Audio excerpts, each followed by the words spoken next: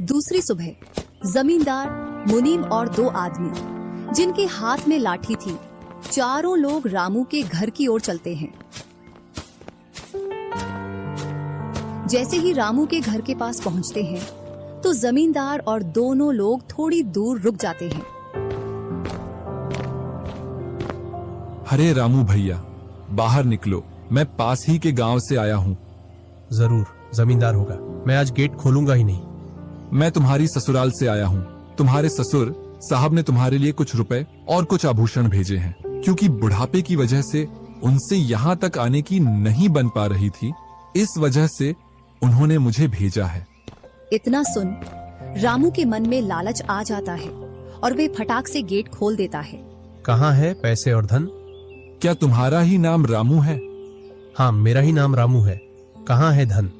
यही पास में रखा है, चलो दोनों उठा लाते हैं। वह मुनीम के साथ चल देता। थोड़ी दूर चलने के बाद मुनीम जमींदार जी को बुला लेता है। जमींदार और दोनों लोग रामू के पास आ जाते हैं। लाओ, मेरे पैसे लौटाओ, ब्याज समेत। मैंने आपसे पैसे नहीं लिए। ये ऐसे नहीं मानेगा। अब तुम दोनों के हवाले करता हूँ, तुम चाहे जैसे इससे पैसे निकालो।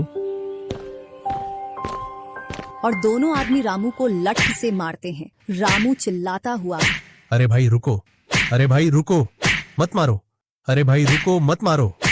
इधर वह दोनों रामू में दे लठ बरसा रहे थे। तभी राजू गेट खोलकर देखता है तो रामू पर कुछ लोग लठ से वार कर रहे थे। तो वह दौड़कर उनके पास आता है और बोलता है, अरे भाई रुको। इस रामू ने आज से 5 महीने पहले मुझसे पैसे लिए रहे थे। जब लौटाने की बारी आई तो बहाने कर रहा था। कितने पैसे हैं? 2000। रुको, मैं लाता हूँ।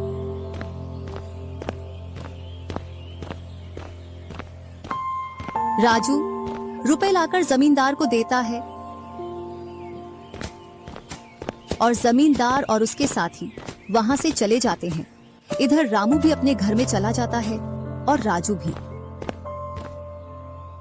कुछ दिनों बाद दोनों भाई अपना अपना खेत खोदने के लिए खेतों पर पहुंच जाते हैं।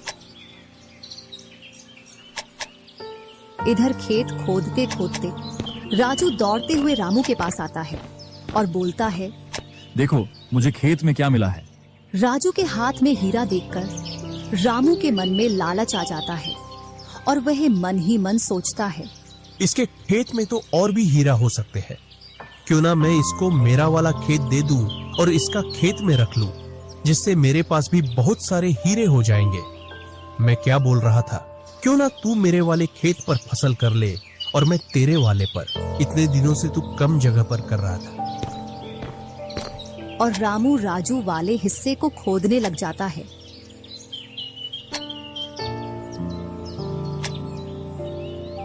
शाम तक पूरे खेत को खोद देता है, लेकिन उसे उसमें कुछ भी नहीं मिलता और थका हारा घर पहुंच जाता है। आज पूरा खेत खोद दिया, लेकिन फिर भी एक हीरा नहीं मिला। जबकि राजू ने खेत का एक कोना खोदा था, उसमें ही उसे एक हीरा मिल गया। अच्छा, आप अगर ऐसे ही मेहनत करते रहे तो एक दिन आपको भी बहुत सारे हीरे मिलेंगे। बातों ही बातों में रामू की नींद लग जाती है।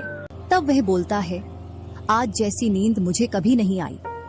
हाँ, अगर तुम ऐसे ही मेहनत करते रहे तो आपको रोज ऐसी नींद आएगी।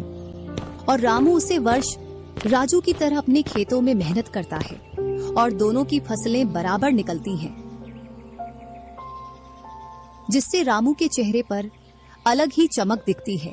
एक दिन चारों लोग साथ में बैठकर खाना खा रहे थे। क्या सच में उस दिन खेत में से हीरा निकला था? हाँ भैया, निकला था ना। जो आज आपके घर में, उसकी वजह से कई सारे हीरे रखे हैं। इतने में ही रामू की पत्नी बोलती है, वह तो नकली था, आपसे काम करवाने के लिए। इसी प्रकार बातें करते करते चारों लोग अपने अपने घरों में जाकर सो जाते हैं। सुबह होते ही तुम दोनों को राजा साहब ने राजमहल बुलाया है। वह दोनों भाई सेनापति के साथ चल देते हैं। अब पता नहीं कौन सी आपदा आ गई। कुछ नहीं, कुछ अच्छा काम होगा, तभी तो हमें बुलाया है। दोनों राजा के पास पहुंच जाते हैं। हमने सुना है इस वर्ष तुम्हारी फसल सबसे अच्छी निकली है और आपने इस बार सबसे ज्यादा राजकोष में कर दिया है। इसी का आप दोनों को इनाम दिया